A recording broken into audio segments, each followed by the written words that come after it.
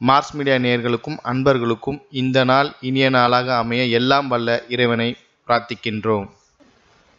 இந்த சேனல் உங்களுக்கு பிடிச்சிருந்தா மறக்காம சப்ஸ்கிரைப் பண்ணுங்க, ஷேர் பண்ணுங்க, லைக் பண்ணுங்க, கமெண்ட் பண்ணுங்க. எனது அருமை துலாம் ராசி நேயர்களே, இந்த அருமையான பதிவுல நம்ம என்ன பார்க்க போறோம் அப்படின்னா, நிகழும் மங்களகரமான குரோதி வருடம் மார்கழி மாத ராசி பலன்.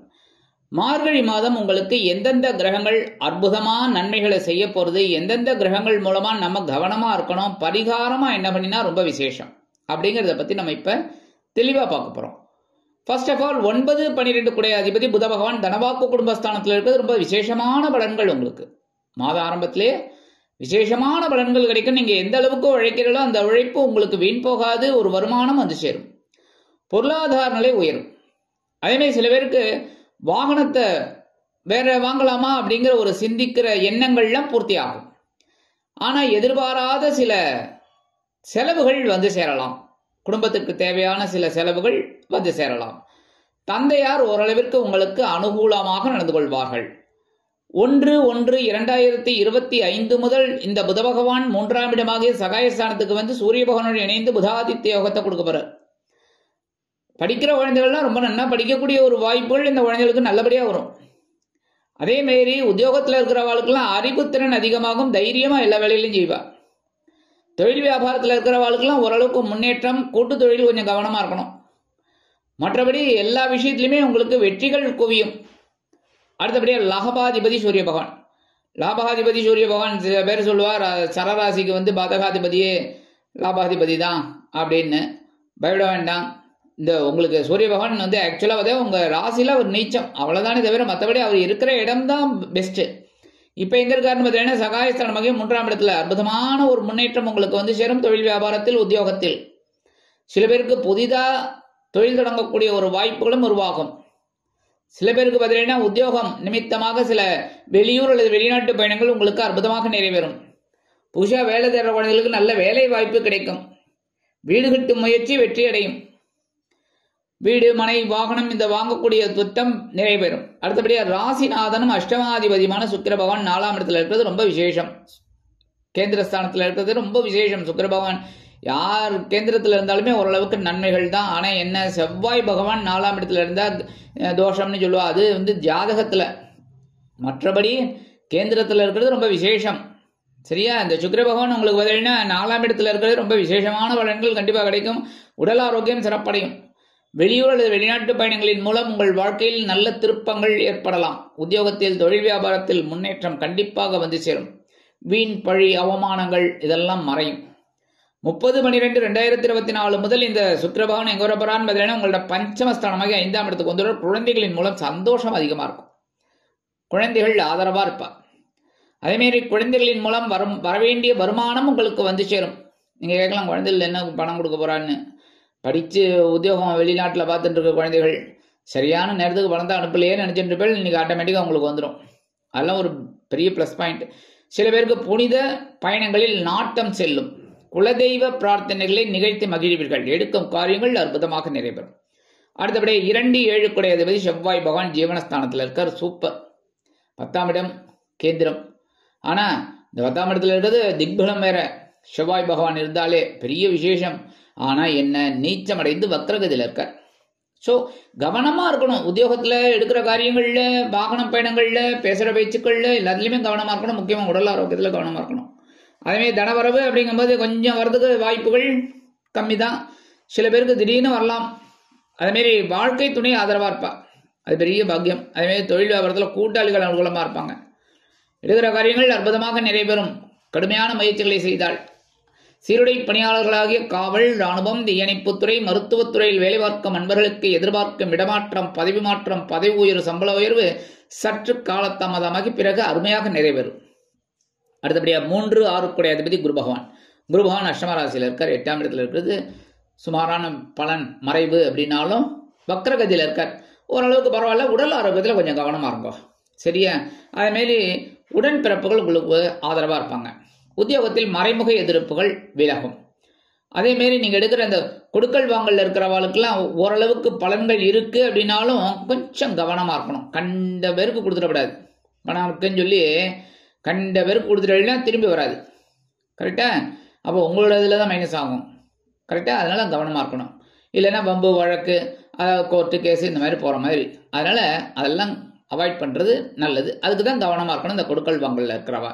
இருந்தாலும் குருவோட பார்வைங்கிறது சுப பார்வை. 12ஆம் இடமாக அயனசேன போகஸ்தானத்தை பார்க்குறார், செலவுகள் இருக்கும். அதேமாரி 7ஆம் பார்வை உங்களோட தனவாக்கு குடும்பஸ்தானத்தை பார்க்குறார். ஓரளவுக்கு அதை வருமானம் வரும், செலவுக்கேற்ற வருமானம் வரும், கவலைப்பட வேணாம். அடுத்தபடியாக சுகஸ்தானத்தை பார்க்குறார். சுகத்துக்கு குறைவே இல்லையா.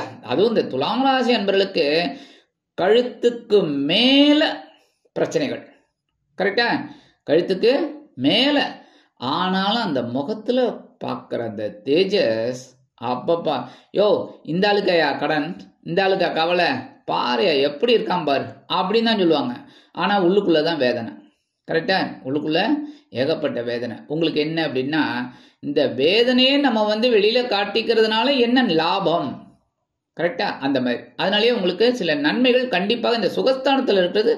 குரு பகவான் அனுகூலமாக இருப்பார். சில பேருக்கு பொன்பொருள் ஆடை ஆபரண சேர்க்கை கண்டிப்பாக அமையும். வீடு மனை வாகனம் இதெல்லாம் வாங்கணும் அப்படின்னா வாங்கிடலாம் தாராளமாக. அதை வாங்கணும்னு திட்டம் போட்டிருந்தீங்கன்னா சரியா. நீங்கள் கேட்கலாம், என்கிட்ட கையில் காசே கிடையாது வீடு வாங்குறீங்க என்னங்க அப்படின்னா, நீங்கள் வாங்கணும்னு நினச்சிட்டு இருக்கிறவாளுக்கு தடை தாமதங்கள் இருந்தது, அதெல்லாம் விலகும், வாங்கலாம். அடுத்தபடியாக 4, 5 குடையாதிபதி சனீஸ்வர பகவான் 5ஆம் இடத்துல இருக்கார். பூர்வ புண்ணியஸ்தானம். பூர்வ புண்ணியஸ்தானாதிபதி பூர்வ புண்ணியஸ்தானத்திலே இருக்கார். உடல் ஆரோக்கியம் ஓரளவுக்கு சிறப்பாக இருக்கும். மருத்துவ செலவுகள் இருந்தாலும் அதை இன்முகத்துடன் செய்து அருமையான ஒரு முன்னேற்றத்தை காண்பீர்கள். அடுத்தபடியாக குலதெய்வ பிரார்த்தனைகளில் நிகழ்த்த வேண்டும் நிகழ்த்த வேண்டும் நிகழ்த்த வேண்டும் என்ற ஒரு ஆர்வம் உங்களுக்கு அருமையாக வரும்.